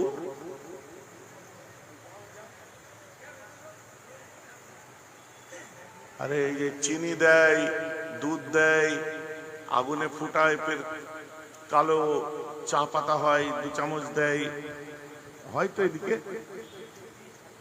তো দেয় না কেন? আমি আবার জিজ্ঞেস করছে দুধ চা না লাল চা, আমাকে জিজ্ঞেস করলো। আমি আস্তে করে বললাম দুধ চাই দিও। ভাগ্যে জিজ্ঞেস করে না ভাঁড়ে খাবেন না গ্লাসে খাবেন, তারপর জিজ্ঞেস করে না ডান হাতে দেবো না বাঁ হাতে দেবো, বসে খাবেন না দাঁড়িয়ে খাবেন। যাক আমার মুসলমান ভাইরা খেয়াল করে শুনুন, আমার রাসূল হযরত ওসমান গনিকে নিয়ে যাচ্ছিলেন। ওসমান গনি কে ছিলেন? ওসমান গনি একজন সেরা ধনী মানুষ ছিলেন। মিস্টার রেচেল হার্ভার্ড একজন হার্ভার্ড ইউনিভার্সিটির রিসার্চ স্কলার। এই দিনে আমাদের ওসমান গনি সম্পর্কে লিখছে, বলছে আজকের পৃথিবীতে তোমরা অনেক বড় বড় রিসার্চ স্কলার, অনেক বড় বড় ধনী বিজনেস এম্পায়ার দেখছো, কিন্তু ইসলামের নবী মুহাম্মাদের সঙ্গী ছিল একজন ওসমান। উনি এত বড় দরের ব্যবসায়ী ছিলেন। আজকের পৃথিবীতে ওসমানের ব্যবসাটা যদি থাকতো, সারা পৃথিবীর 4 ভাগের 3 ভাগ সম্পত্তির মালিক হতো ওসমান গনি। নবীজির সাথে আছে, বুঝলেন তো? আমার নবীও হেঁটে যাচ্ছে, ওসমান গনিও হেঁটে যাচ্ছে, আমার রাসূলও হেঁটে যাচ্ছেন, ওসমান গনিও হেঁটে যাচ্ছেন। হ্যালো। তো আমার নবী যখন হেঁটে হেঁটে যাচ্ছেন, ওসমান গনি হেঁটে যাচ্ছেন, কিছুটা দূর যাওয়ার পরে ওসমান গনি আর আমার রাসূল দুজনেই দেখলেন যে একটা মেয়ে রাস্তার ধারে পড়ে গো গো করে মুখে শব্দ করছে।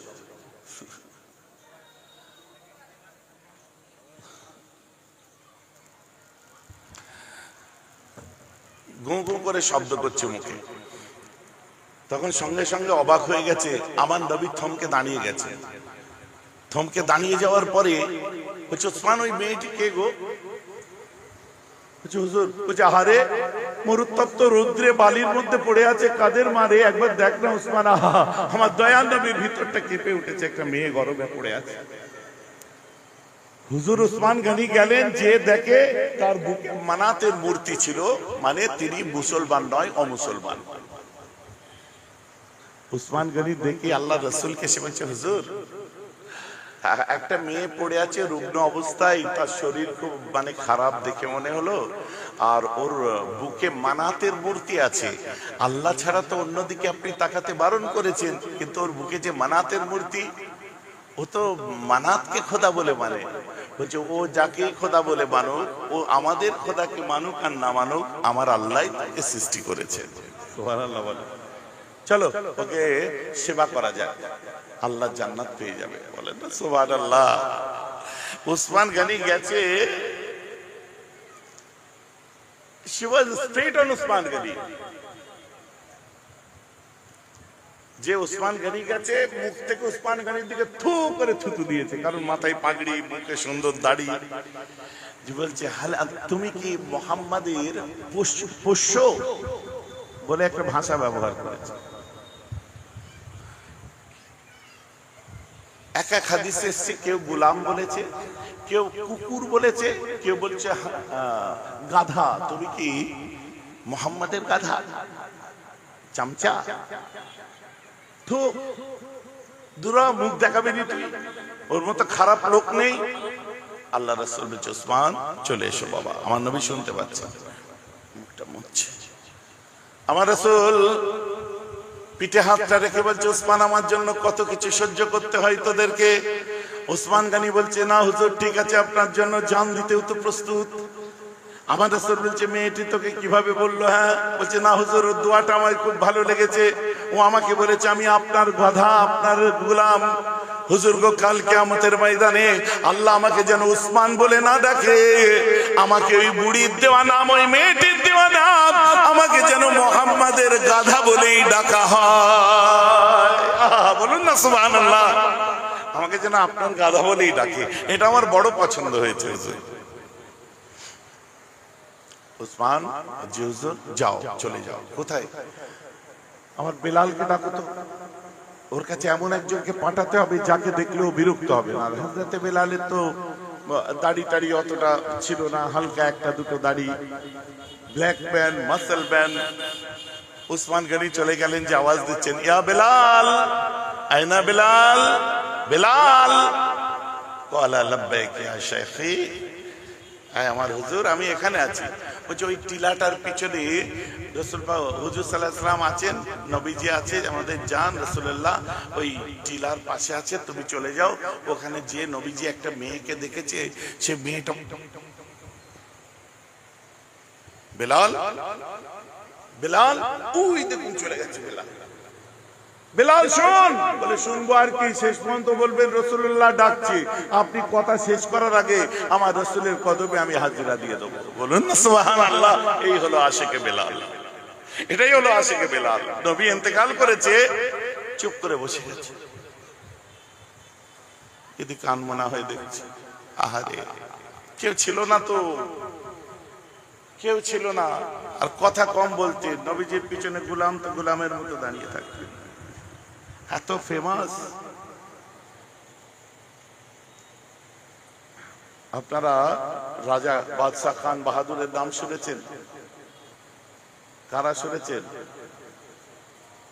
শুনেছেন কেউ? বাদশাহ খান বাহাদুর কত সালে এসেছিল জানেন কেউ? একজন হাত তুলে দেখাতে পারবেন? সালাউদ্দিন আইয়ুবী কত সালে এসেছিল বলতে পারবেন?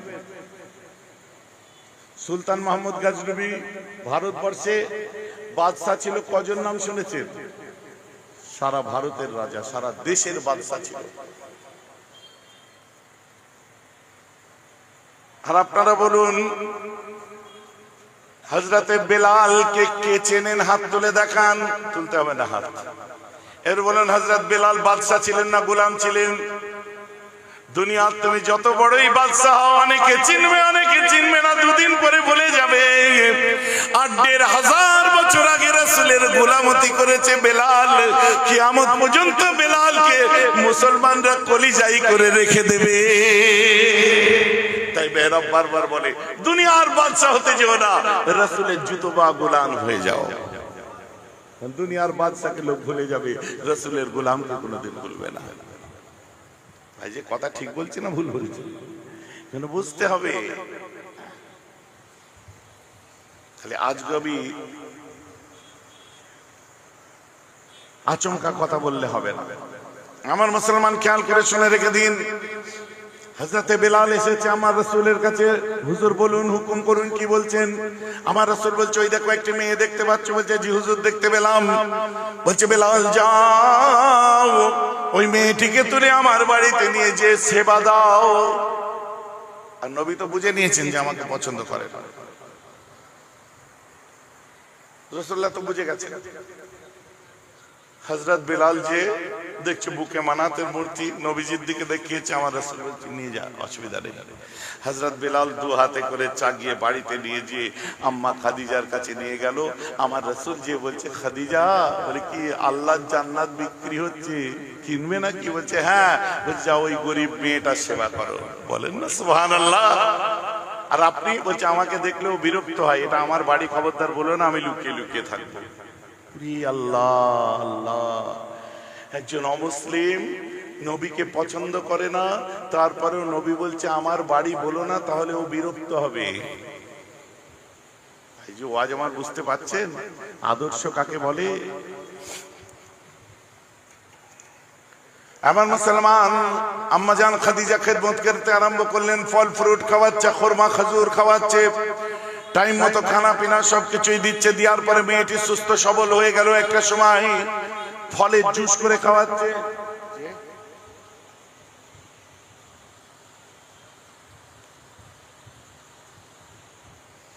একদিন আমার রাসূল বসে আছে, আম্মা ফাতেমা তখন বাচ্চা, ছোট মেয়ে।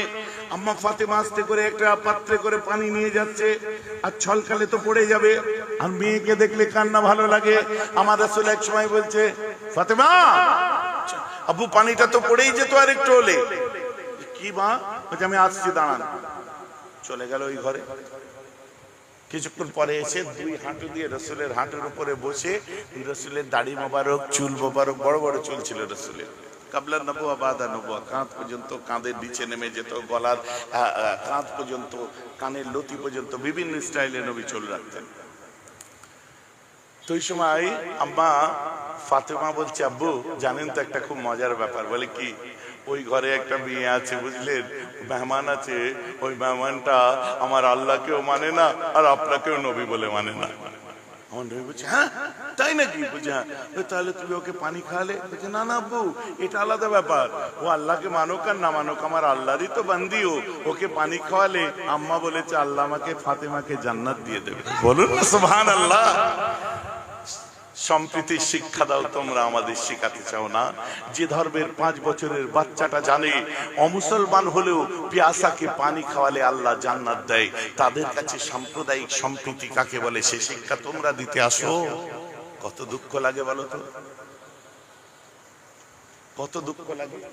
সব থেকে আমার আফসোস কি, উঁচু বর্ণের হিন্দুদেরই তোমরা ভাই হতে পারোনি, তো মুসলমানরা ওদের ভাই হতে যাবে কোন আক্কেলে?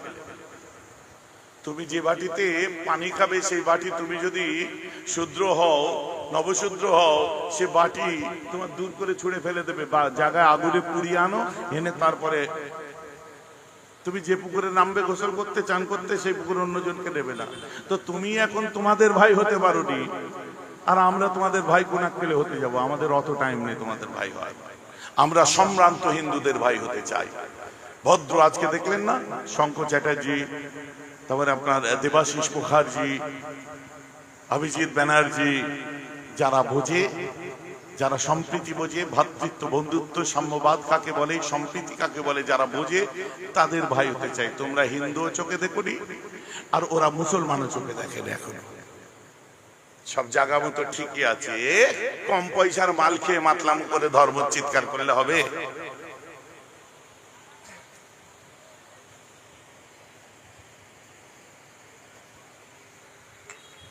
কথাটা আবার বুঝতে পারছেন কি পারছেন?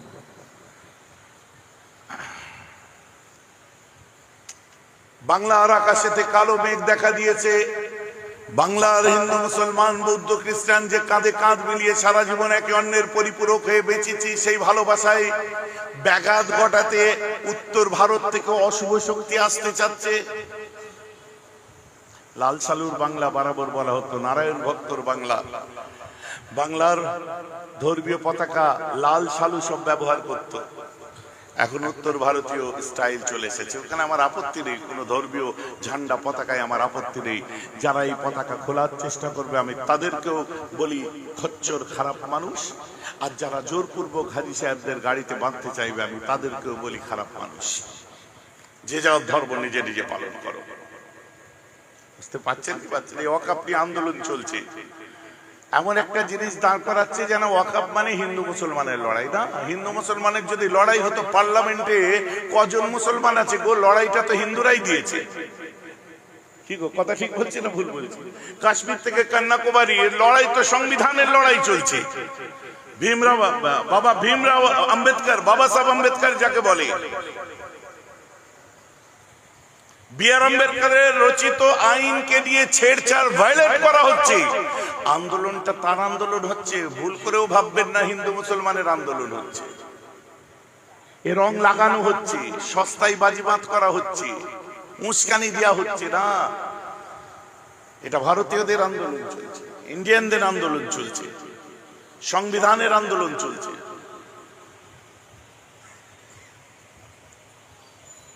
সংসদে প্রার্থী বলে আইন পাস করে নিয়েছে, তার আন্দোলন চলছে। ভাই যে আমার কথা বোঝা যাচ্ছে কি যাচ্ছে? ফালতু কথা বলে লাভ আছে? বেকুবের মতো কথাবার্তা বলা। দীর্ঘদিন থাকার পরে যখন শরীরটা সুস্থ হয়েছে, ওই সময়তে আমার রাসূল বলছে, বেলাল বলছে, জি হুজুর যাও যাও, ওকে এবারে ওর সহি সালামতে ওর বাড়িতে পাঠিয়ে দাও। যাও বেলাল, ওকে বাড়িতে দিয়ে এসো। সুস্থ হয়ে গেছে, 40-50 দিন খেয়ে মোটা সোটা হয়ে গেছে, বুঝলেন। এবার দরজা দিয়ে হযরত বেলাল যখন নিয়ে বার হচ্ছে, দরজার পাশে একটা জানালা, সেই জানালায় দরজার আড়াল পানে দাঁড়িয়ে আছে রাসূলুল্লাহ, তার পাশে বাচ্চা ফাতেমা আম্মাজি, তারপরে আমাদের মাঝি খাদিজা। আর দরজা দিয়ে বার হয়ে মেয়েটা প্রথম গালটা নবীকে দিয়েছে। কোন স্ত্রী সহ্য করতে পারবে যে আমি তার 1.5 মাস ধরে সেবা করলাম, আর যাওয়ার সময় আমার বরকে গাল দিয়ে যাচ্ছে? দরজায় প্রথম গালটা দিয়েছে। মুহাম্মাদের মতো খারাপ লোক পৃথিবীতে একটাও নেই। ও হচ্ছে একটা মানে বাজে কথা বলে বলছে সেই চরিত্রের মানুষ। বলো নাউজুবিল্লাহ। হযরত বেলাল গলাটা ধরে টিপে দিতে যাবে, আমার নবী বলছে না না না, বেলাল ইশারা করে।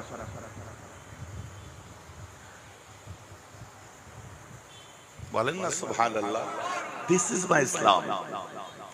আম্মা ফাতেমার চোখে পানি, রাসূলুল্লাহর চোখে পানি, আম্মা খাদিজার চোখে পানি। বুকটা ফেটে গেল শুনে। এত সেবা করার পরে কপালে কি জুটলো? পুরস্কার হিসাবে গালাগালি। আম্মা ফাতেমা রাসূলুল্লাহর হাত ধরে বলছে, আব্বু মন খারাপ করো না। বলে কি? আমার আব্বা পৃথিবীর শ্রেষ্ঠ আব্বা, আমার আব্বার মতো আব্বা কিয়ামত পর্যন্ত আর জন্মাবে না। আম্মা জি আপনি ঠিক বলেছেন, আপনার আব্বার মতো আব্বা কিয়ামত পর্যন্ত কারো আব্বা হবে না। কথা ঠিক বলছি না ভুল বলছি? আরেকটু দুঃখে এগিয়ে যে বলছে, বেলাল চুপ করে গেলি কেন? কথাটা খুব সত্য লেগেছে তাই তো নাকি? নাহলে চুপ হয়ে গেলি কেন, রুকে গেলি কেন? ওই সময় হযরতে বেলাল চুপ করে গেছে। যে বলছে চ চ, বেশি বকিস চ, সেই সালামতে ঘর পর্যন্ত যেতে চাস?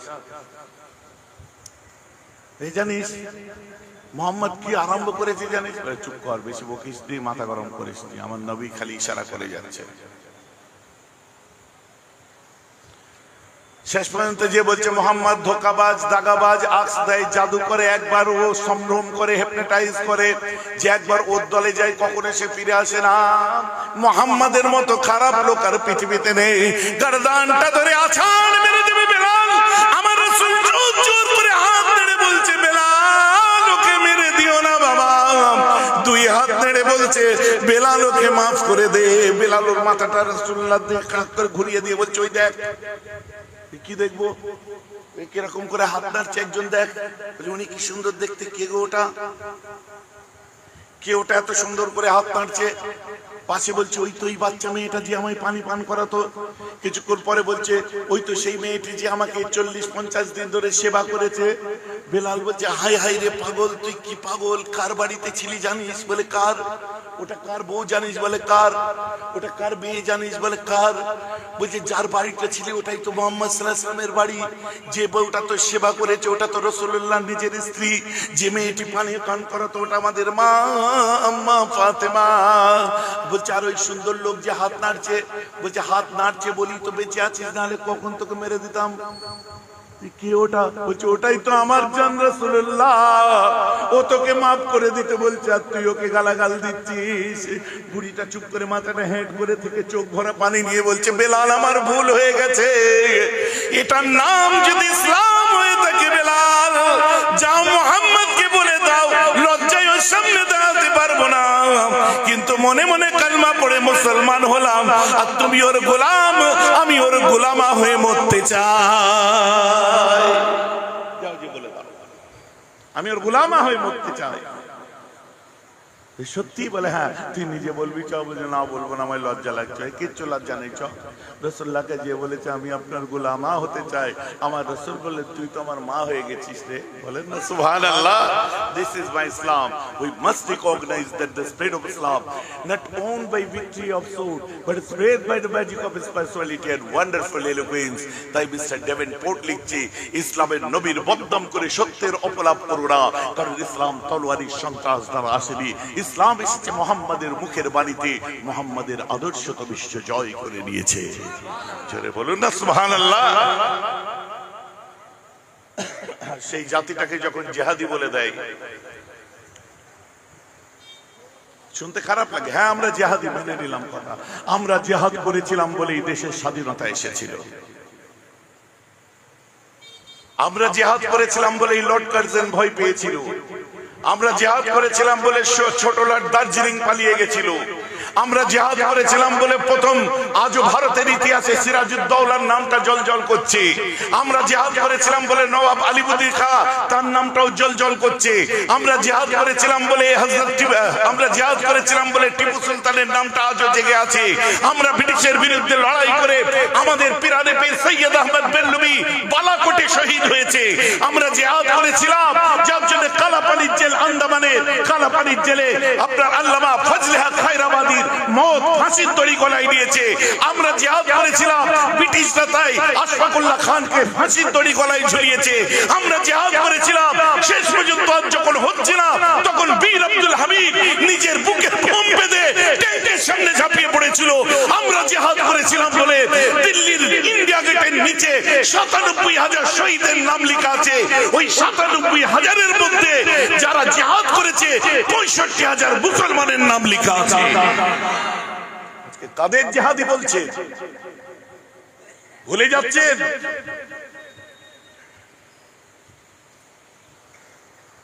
আমি আহমদুল্লাহ জওহরের কথা বলছিলাম, ব্রিটিশ যখন তাকে জেলে ঢুকিয়ে দিল, জেলে ঢুকিয়ে দেওয়ার পর তার দুটো বাচ্চা অসুস্থ হয়ে পড়েছে, দুটো মেয়ে। একটা আরজি করেছিল যে আমায় জেল দিচ্ছেন দিন, আমার বাচ্চাগুলোর শেষ অবস্থা চলছে, একবার আমি চোখে দেখে আসি বাচ্চাগুলো। বলেছিল তুমি ব্রিটিশের হয়ে যাও, তুমি নিজের ভুলকে স্বীকার করে মাথা নত করো, তোমাকে একবারে ছেড়ে দেবো।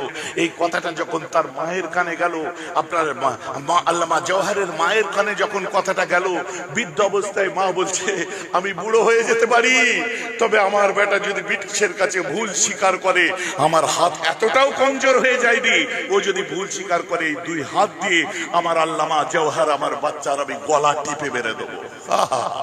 তুমি তাদের অবদান কেন ভুলে যাচ্ছ? পরে জেলে খবর আসলো আপনার দুটো মেয়েই মারা গেছে। ওই সময় চোখ ভরা পানি দিয়ে বলেছে আল্লাহ তোমার হিসাবকে কবুল করলাম, আল্লাহ হকে ওয়াতানের জন্য আজ আমি লড়াই করছি, আমাকে কামিয়াব করো। এরপরে যখন জেল থেকে বার হলো, ব্রিটিশরা দাওয়াত করলো ইংল্যান্ডে, তাকে ইংল্যান্ডে যাওয়ার পর যখন বক্তব্য দিতে দিল, একটাই বক্তব্য দিয়েছিল, গোলামের দেশে বাস করার থেকে স্বাধীন দেশে আল্লাহ তুমি আমার মওত দাও, আর মওত দিলে আমার কাফনে একটু খাকে হিন্দুস্তান দিয়ে দেবে, আমার স্বাধীন দেশের দুগজ জমিন দাও।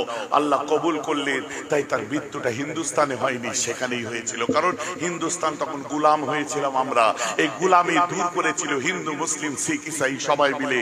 আজকে একটা সম্প্রদায়কে ছোট করছেন, যাদের কাশ্মীর থেকে আপনার লাহোর থেকে নিয়ে দিল্লি পর্যন্ত এমন কোন কাজ ছিল না। 14,000 হাফেজ আর মৌলানার লাশকে গলায় দড়ি দিয়ে ঝুলিয়ে গুলি করে ফায়ার করে কাকচিল কৌয়াদেরকে খাওয়ানো হচ্ছিল দীর্ঘদিন ধরে। এমন কোন গাছ ছিল না যাতে মুসলমান মৌলানার লাশ ঝোলানো হয়নি, দিল্লি থেকে একদম লাহোর গেট পর্যন্ত, লাহোর পর্যন্ত। কাদেরকে ছোট করে দেখছে? আমরা যখন ক্ষুদিরাম বোসকে সম্মান করি, আমরা যখন শহীদে আজম ভগৎ সিংকে শ্রদ্ধা করি, আমরা বিনয় বাদল দীনেশকে শ্রদ্ধা করি, মাতঙ্গিনী হাজরাকে শ্রদ্ধা করি, আমরা যেমন আপনার নেতাজি সুভাষ চন্দ্র বোসকে শ্রদ্ধা করি, আমরা যেমন আপনার জওহরলাল নেহরুকে শ্রদ্ধা করি, তেমন আবুল কালাম আজাদকে ছোট করে দেখি না, আমরা ফজলে হক খায়রাবাদীকে ছোট করে দেখি না, আমরা আশফাকুল্লাহ খানকে ছোট করে দেখি না, আমরা আপনার কি বলে ভগৎ সিং পাঞ্জাবিদের, শিখদের, তানাকে ছোট করে দেখি না। দেশের জন্য যারাই প্রাণ দিয়েছে সারা জীবন তাদেরকে স্যালুট করতে থাকি, এটা আমাদের শিক্ষা। আর তোমরা যেখান থেকে বীজ তৈরি হয়ে এসেছো, ইতিহাস যদি শোনায় মাথায় বাজ পড়ে যাবে। আমাদেরকে জিন্নাপন্থী বলো, জিন্নার বিরুদ্ধে আন্দোলনটা যারা করেছিল সেই আবু বকরের ঘরের ছেলে আমি, যে মুজাদ্দেদ জামান এই জিন্নার বিরুদ্ধে বলেছিলেন যে কি আমরা গোমরা লীগকে সমর্থন করি না, আপনার মোহাম্মদ আলী জিন্নার কপটতাকে আমরা পছন্দ করি না, অতএব গোমরা লীগের সঙ্গে মুসলিম লীগের কথা বলছি, মুসলিম লীগকে পথভ্রষ্ট লীগ বলেছিলেন, গোমরা লীগের সঙ্গে আমাদের কোনো সংস্রব নাই নাই নাই। আমরা খাকে হিন্দুস্তানের মা, খাকে হিন্দুস্তান আমাদের চাই, দো গজ জমিন আমরা হিন্দুস্তানে চাই, জন্মেছে হিন্দুস্তানে, বেঁচেছে হিন্দুস্তানে, আল্লাহকে সিজদা করেছি এই হিন্দুস্তানে, মরবো এই হিন্দুস্তানে, আবু বকরের জানাজা হবে এই হিন্দুস্তানে, আবু বকরের কবর হবে হিন্দুস্তানে। আমরা পাকিস্তান চাই না, হিন্দুস্তান চাই। বলেন না সুবহানাল্লাহ। আজকে ইতিহাস শোনাচ্ছেন, মোহাম্মদ আলী জিন্নার কথা শুধু মনে পড়ে না, আর মোহাম্মদ আলী জিন্নার সঙ্গে আবুল কালাম আজাদের ঝগড়াটা কি নিয়ে সেটা মনে পড়ে না। না, গান্ধীজির উপরে রেগে গিয়ে কংগ্রেস ছেড়ে দিয়েছিলেন কেন আল্লামা জওহর, সে কথা আপনাদের মনে পড়ে না। না ভাই, আমার কথা বুঝতে পারছেন না? কারণ গান্ধীজি জিন্নার কথাই রাজি হয়েছিল বলে গান্ধীকে পর্যন্ত এরা পছন্দ করতো না, এই আল্লামারা। ভাইজান আমার কথা বোঝা যাচ্ছে তো নাকি? যে একটাই কথা, আপনি রাজি হলেন কেন? কারণ জিন্নার কথা ছিল কি, বলছে ব্রিটিশ তাড়িয়ে দিয়ে আবার হিন্দুদের রাজত্বের মধ্যে যদি আমরা যাই তাহলে কড়া থেকে চুলোই পড়ে যাবে, ওদের রাজত্ব আমরা মেনে নেব না। তখন আমরা বলেছিলাম যে আমরা হিন্দুস্তানে জন্মেছি, হিন্দুস্তানের মধ্যে আমরা দুই ভাই বাস করি, হিন্দু মুসলমান আমরা ভাই ভাই আমরা বাস করি, আমাদের ঘরে যতই ঠুকাঠুকি হোক আমরা ঘর ভেঙে দেবো না, সেটাই ছিল মুসলমান আল্লামাদের কথা। অতএব জিন্না এটা মানেনি, এই ঠুকাঠুকির ভরে ঘর ভেঙে আলাদা পাকিস্তান করে নিয়েছে। তো ধর্মের ভিত্তিতে ভাগ যারা করেছে, যারা বিরোধিতা করেছে, ভারতের ইতিহাস থেকে নাম মুছে দিতে পারবে তাদের? ভাই যে আমার কথা বুঝতে পারছেন তো? আজ তাদের অকাঙ্ক্ষিত সম্পত্তিগুলো কোথায় যাবে? 28 লক্ষ একর জমি কোথায় যাবে? সেই আন্দোলন আমাদের আজ চলছে। যাই হোক, বলতে বলতে অনেকটা দূর চলে এলাম, কারণ আমি এখানে আমার 8টা থেকে 10:30 পর্যন্ত থাকার কথা, এরা বললো 9টায় উঠতে হবে। তো উঠতে উঠতে 9:25, 1.5 ঘন্টা থাকার কথা, বুঝলেন তো? এখন মোটামুটি 11টা বেজে গেছে, আমার 1.5 ঘন্টা কমপ্লিট হয়ে গেছে। লেটে এসছি মানে ওই এসে গেছি, টাইম ওখান থেকে কাটিনি, আমার বক্তব্যের টাইম ঠিকই রেখে দিয়েছি। বোঝা যাচ্ছে তো নাকি? জান আমার পরে যে হুজুর আছে নিয়ে চলে আসে।